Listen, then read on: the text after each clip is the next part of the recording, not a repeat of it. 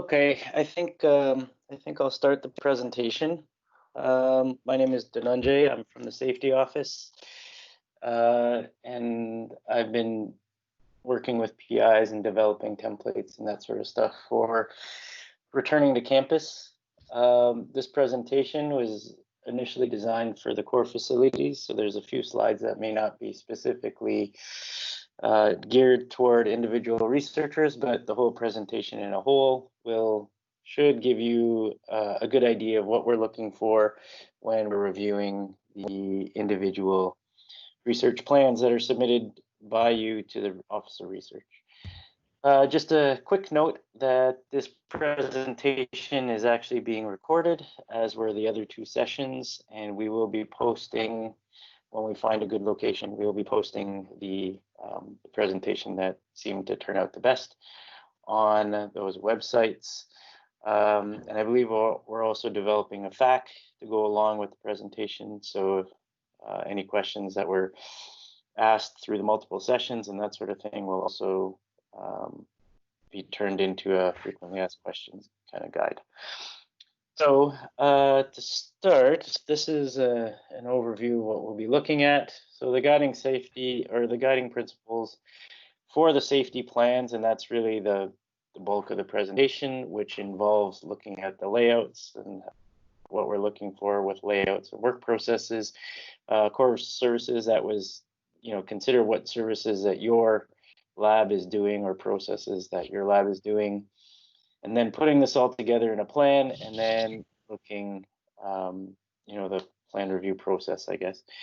We'll also look at the environmental safety, facilities, return to work plan to give you an idea of, give you an example of kind of what we're trying to put in place using some of these principles. So to begin with, the guiding principles of all of our documents are going to be focused on this chart, and this chart kind of emulates what we're looking for in the plan. So what we would like is for people to concentrate on the higher end of the chart, looking at what are the most effective controls, and then work their way down when those effective controls are, there's some sort of impediment to implementing them. Generally, we're asking PIs to, and it's in the template, is differentiate between work that can be done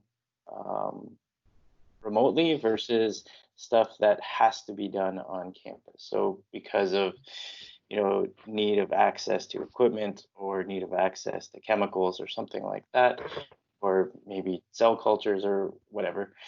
That's the type of stuff that we'd expect would occur on campus, but things like thesis writing or virtual meetings or things like that that can be done remotely should be done remotely. The next control we're looking at, and this is where the bulk of the presentation will focus, is looking at redesigning or modifying the workplace configuration. Look at physical distancing. The examples we have are simplistic, but I think they'll give you an idea of what we're looking for. And really, the focus of this is to allow for us to have an appropriate physical distance for individuals working in labs. The next processes, we'd expect these administrative controls to be in place regardless of if you have appropriate physical distancing, and that's just to build in redundancy into your plans. So that would be hand hygiene requirements and practices, and making resources available for that, making adjustments to administrative processes such as like altering shifts and that sort of stuff, or breaking out the day so that you can have various individuals coming into your lab. The last and least effective control is the personal or general protective equipment, and we have a couple of slides on that we'll look at the end. And just to give you a sense of why we're looking at focusing on physical distancing and the top end of the pyramid, is because at the bottom end you have someone like this using their PPE, This person probably wasn't trained on the proper use and storage and handling of their PPE and what it's actually for, or GPE as well. And that's why we want to get away from this. Just a quick note, can you please make sure that your microphone has been muted? I'm hearing some typing on keyboards and that sort of stuff, and that would probably help if we can make sure we're all muted. Let's move to the next slide. So here what I've done is I've taken a generic space, lab space. So I just pulled this off the internet just to give us an example of the process that we're kind of looking for and how you can develop your work plans. So what I would recommend is the very first thing that you do is look at your workspace and try and get a layout of your workspace. You can get an empty work plan from Plant Operations website. I believe it's, if you do a Google search for floor plans, Waterloo, it will take you right to the actual website. It won't have all your equipment and chairs and all that stuff in it. It'll just be the empty spaces, but then you can populate that. And then if you take your lab space and kind of drop down where stuff is, so look at things like what are the uses of each of the spaces, where are there single occupancy workstations or maybe designated lab benches or even not designated lab benches, and then we start designating stuff one by one. So if you have your lab, you have all the equipment already put into the lab, benches, fume hoods, all that sort of stuff, and then you move forward by looking at occupancy limits. So what we've done is we're providing a guide indicating that you should be basing your occupancy upon 12.5 meters squared per person. So if you know the area, you can do a simplistic calculation of the area of your lab and then use this 12.5 meters squared per person. So you'll note that that is actually a 4-meter diameter around a person. It's a 4-meter bubble around a person. And the reason why we're using a little bit extra space is what it does is it accounts for things like equipment and furniture and all that sort of stuff, so you don't have to do exact calculations. And it also helps to allow for movement, because in most laboratories, people aren't static. So even though they may have a designated workstation or work area or workbench, they're still moving here and there. So it allows for you to have a more free flow in your laboratory.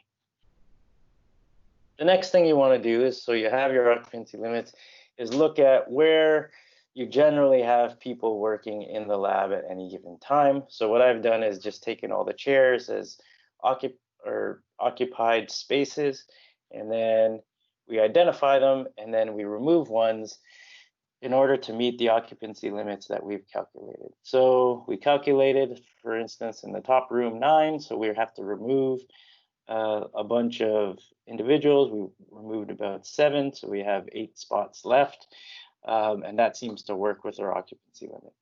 It also allows for us to stagger where people are.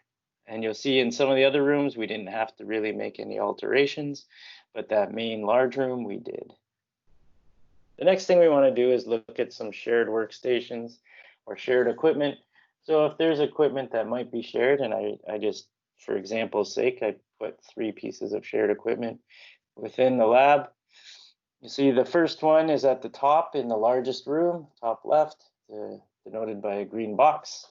And you'll notice that, okay, well, we've identified this shared piece of equipment. Now, what problems might arise from this location of this equipment? So the first thing you might notice is that, okay, we have a designated single occupancy workstation directly underneath it. Now, if this shared piece of equipment is highly frequently accessed throughout the day by multiple people, you have a potential for a lot of person-to-person interaction, which we're trying to minimize. So how can we alter that? Maybe we can move the shared piece of equipment, or maybe we can alter our bench spaces and where people might be situated. So by doing a simple switch, you can see that now we potentially have reduced the person-to-person interaction from that shared piece of equipment to that one single person that might have been there. The same thing can be said from the bottom, so I'm going to back up one slide. So at the bottom in the microscopy lab, bottom left, you'll see that there's another shared piece of equipment and there's some designated areas in that lab or designated occupancy stations. So what we can do is we can either move the piece of equipment again to maybe make it less frequent. So for instance, let's say that shared piece of equipment is being accessed again frequently throughout the day, and you have a single workstation right at the front of the lab. Now you have person-to-person interaction. Is it possible to move that shared piece of equipment over, and then we move the single workstation to the back of that lab, so that person doesn't move that often, stays within that lab, and then you have one, potentially multiple people going in there at different times throughout the day, so that might minimize person-to-person interaction. So those are kind of simple ways to look at, okay, well, I have my layout, I know where people, I want them to be working, and then here's some shared equipment, how can I minimize some of those interactions? The last thing you can do is look at traffic flow. Now, I believe that using traffic flow should be done with caution. That's part of the reason why we're using the 12.5 meters squared per person. If you're doing your occupancy limits right, ideally, and your labs and the aisles between, benches and stuff like that aren't, too restrictive, meaning that you don't have to like slide by person to person, then you may not need traffic flow. Traffic flow is really only, I think, critical if your occupancy limits aren't being controlled and your aisles are not super skinny or are super skinny. If your occupancy limits are controlled and your aisles aren't super skinny, traffic flow, I don't recommend using it, because what happens is if you're going to use it, you should enforce it. If you're not going to enforce it, people see you're not enforcing that rule, and then they'll say, well, why should I do some of the other rules that are being enforced? So I'd recommend, if you can avoid traffic flow, I would avoid it. But if you can't, then you should use it by all means. One way to do this is even just designate entrances and exits. So if you have multiple entryways into your lab space, you could designate entries and exits, and that tends to give you a natural traffic flow anyway, and you'll see people using it that way. So again, I would only use traffic flow if you anticipate that this will be helpful for you and limit person-to-person interaction.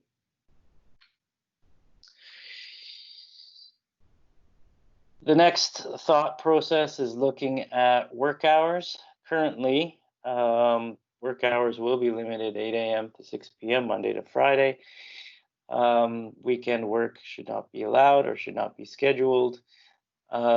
Reasoning for this is being able to clean the high touch surfaces and areas within all the buildings. And so some of the ideas behind this is, okay, we have 8 a.m. to 6 p.m. is 10 hours. So what we can do is have multiple types of shifts. You could have 3 3-hour shifts, 2 4.5-hour shifts, 4 2-hour shifts. And the more shifts you have, the more space you're going to need for cleaning in between people coming in. So for instance, 4 2-hour shifts gives you a 2-hour window buffer zone in which you can clean between. So you might have a 2-hour shift and then maybe an hour or half an hour space in between to allow people to clean and then the next people to come in. Whereas for a two 4.5-hour shifts there's only one turnover, so you really only have to clean once. So there's a little bit less time required for cleaning. You could make a combination of these shift types. So for instance, Monday, Wednesday, you could have longer shifts, and then the other days you could have shorter shifts, whatever seems to be functional for your lab group and the type of work that you're doing. So we will recognize that there are some types of work or processes that require a longer span than 10 hours. And that makes sense, that if you have to come in to check on something or maintain something. So for instance, you want to come on the weekend just to check that your gases are appropriate for your glove box and then they're not going to run out, or that various other things like that, that's fine. If you have a reaction that's going to take, I don't know, 12 hours or something, yes, that makes sense that you would come in to check on that. But you shouldn't be scheduling someone after the hours of 6 p.m. You shouldn't be scheduling training or various activities on the weekend. And you shouldn't be looking at um, uh, starting a long reaction at the end of the day. So for instance, you have a 6-hour reaction, don't start it at 2 p.m. and then expect that you can come in later. That shouldn't be allowed either, or that shouldn't be encouraged. Some of the question you need to consider. So the extra staffing required, that isn't really for you. That was more for when I did the core facilities presentation. But some of the other things that you should consider is if you have 10 persons and your occupancy limit is 5, then you will need to be booking spaces or have some sort of calendar, whether it's online or email requests or something, so that you can schedule whoever needs to be in when they need to be in. It's up to you to decide the policies of who should be in when for your group. Just make sure you try to be equitable. Make sure that you're very clear with everyone of how they can book space and what are the limitations on what space they can book. And that way everyone's clear and it's transparent. And then make sure you set your permissions accordingly. So I'm just gonna unshare and share my screen. What I'm going to do is talk about the environmental safety facilities plan, just to give you an idea of what it looks like. So I'm gonna go right to some of our figures. So for us, you'll see we did need to use traffic flow. We needed to use a few things because of the space limitations we have. For those of you that have gone to the main facility, which is located in the Earth Science Chemistry building near chem stores, you probably recognize that the hallways leading up to that space are pretty small, which means that we used to have the ability to do open hours in which anyone could come in between the hours of 11 and 12. But the problem with that, again, is that we couldn't really, because of the COVID, we couldn't really have a big waiting area or a lot of people waiting or congregating.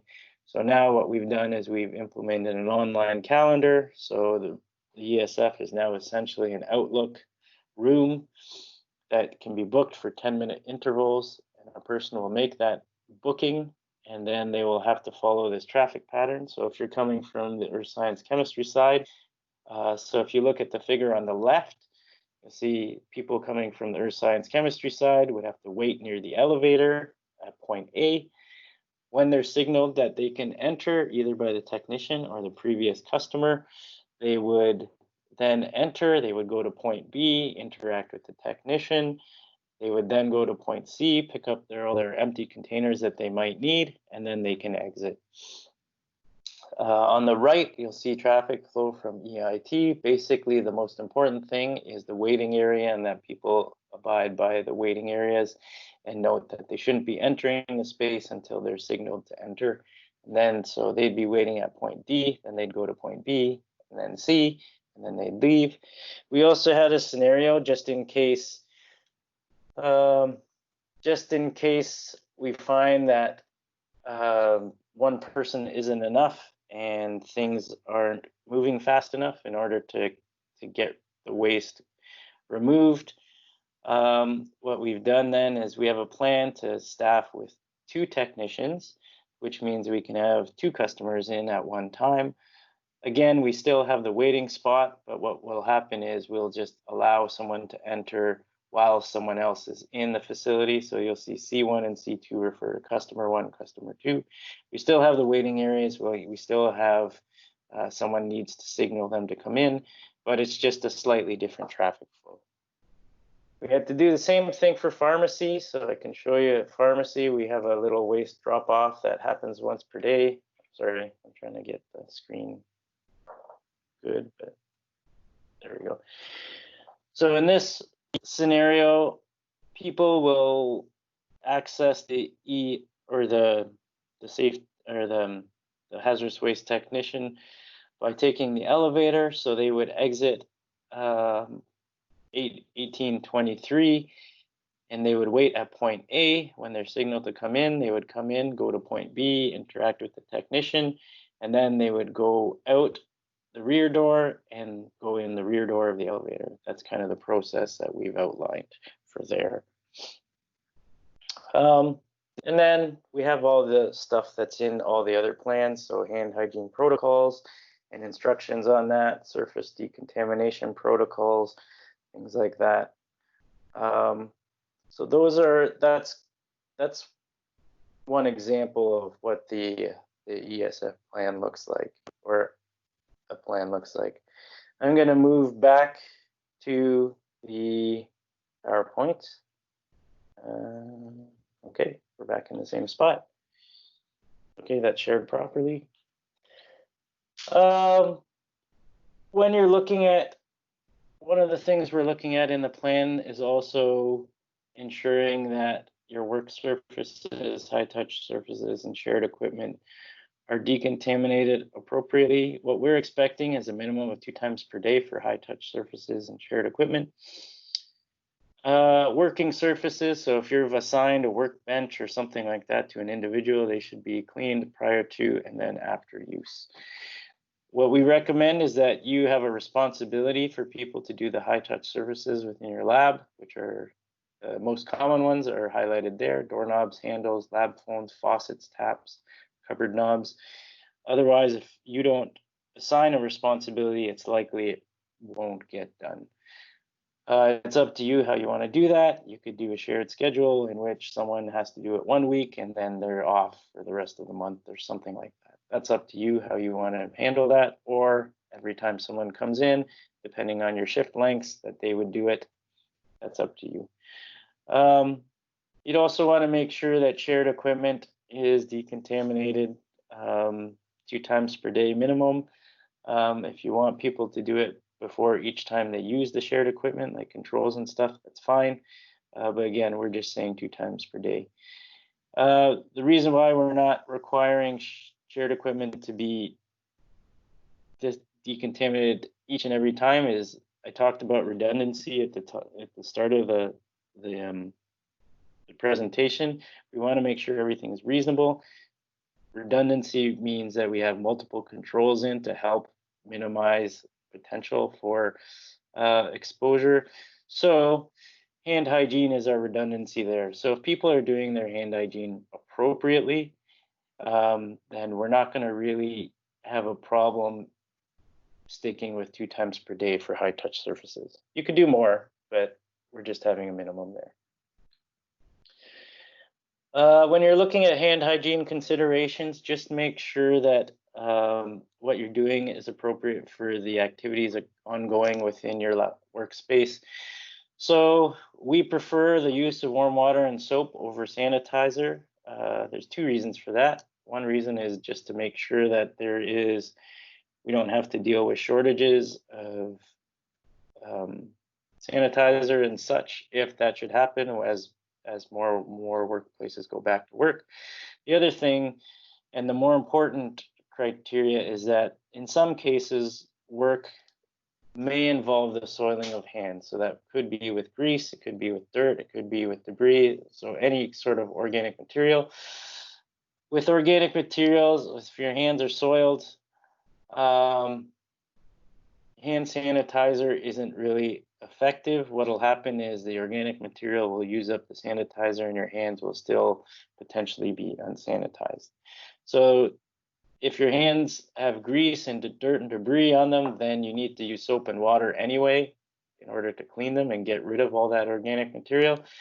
So that's the other reason why we recommend using that. So if you have sinks and hand washing facilities available in your lab, we recommend that you stick with that.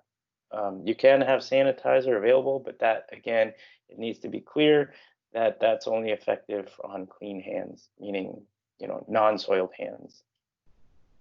The other thing is when you're entering and exiting a space, we expect you to do some sort of hand hygiene, and then at least each time the gloves are removed, anytime you remove gloves. I'm showing this image because I like it, and I feel like it does identify the principles of the presentation fairly well. So this is a note just to identify that there is a distinction between PPE and GPE. GPE is a term that we're kind of using to emphasize the difference between protective equipment that you're using to protect oneself from an activity that they are performing. So whether you have a respirator protecting yourself from volatile compounds, or whether you're using gloves or some sort of apron for acid resistance, whatever the case may be, that is more protection for yourself. GPE is group protective equipment, and it's really looking at using these materials, so like cloth masks, and that's more to protect other people, not yourself.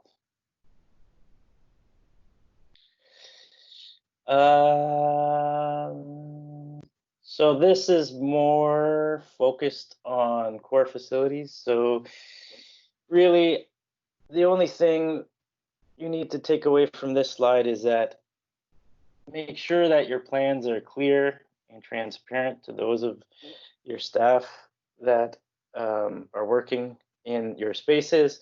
Make sure your expectations are clear. Everyone knows what the plan is. Everyone knows the occupancy limits and how they can get access.